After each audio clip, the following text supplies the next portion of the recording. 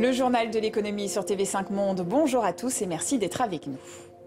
Vous n'allez pas y croire, mais la visite en Suède de la chanteuse américaine Beyoncé aurait entraîné une hausse de l'inflation. C'est ce qu'estiment des économistes très sérieux. Les premières dates de la tournée mondiale de la star, les 10 et 11 mai derniers, ont eu lieu à Stockholm. Un événement qui a attiré près de 100 000 personnes, notamment des Européens et des Américains qui ont profité de la faiblesse de la couronne suédoise face à l'euro et au dollar pour acheter des billets à moindre coût. Ces touristes ont évidemment dû se loger et se nourrir. Résultat, hausse des prix des hôtels et des restaurants dans la capitale. Cela aurait entraîné une inflation supérieure aux attentes de 0,2%.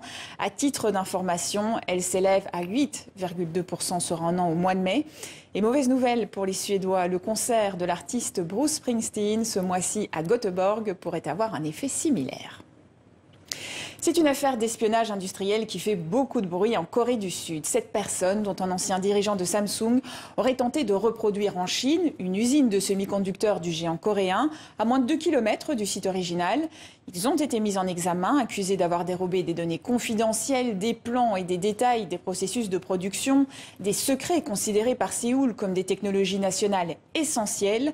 Un investisseur taïwanais aurait promis d'injecter près de 6 milliards d'euros dans le projet avant de se rétracter, ce qui aurait entraîné l'arrêt de la construction. En France, les ventes de fonds de commerce sont au plus haut depuis 5 ans. C'est une bonne nouvelle, un signe que les centres-villes se revitalisent.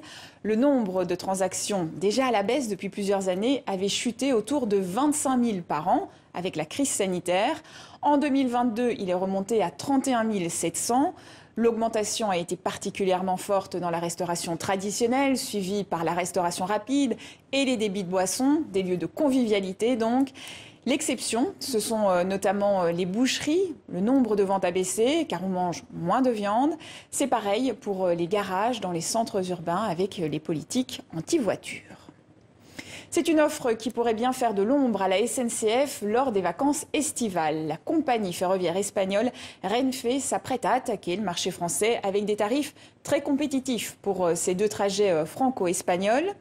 Pour aller en Espagne, en TGV, l'ensemble du voyage ne coûtera que 19 € depuis le sud-ouest. Pour un Lyon-Barcelone ou un Marseille-Madrid, le billet sera vendu à partir de 29 €. Les Jeux Olympiques de 2024 ne devraient pas doubler le nombre de touristes à Paris. C'est en tout cas ce qu'assure la mairie qui s'attend à un taux de fréquentation similaire à celui à d'autres périodes, alors que de nombreux Parisiens s'inquiètent déjà de ne plus pouvoir circuler. Elle explique que si un tel événement attire des touristes, il en repousse aussi certains en raison notamment de la hausse du prix des logements. Et c'est la fin de ce journal de l'économie. Excellente suite de programme sur TV5 Monde.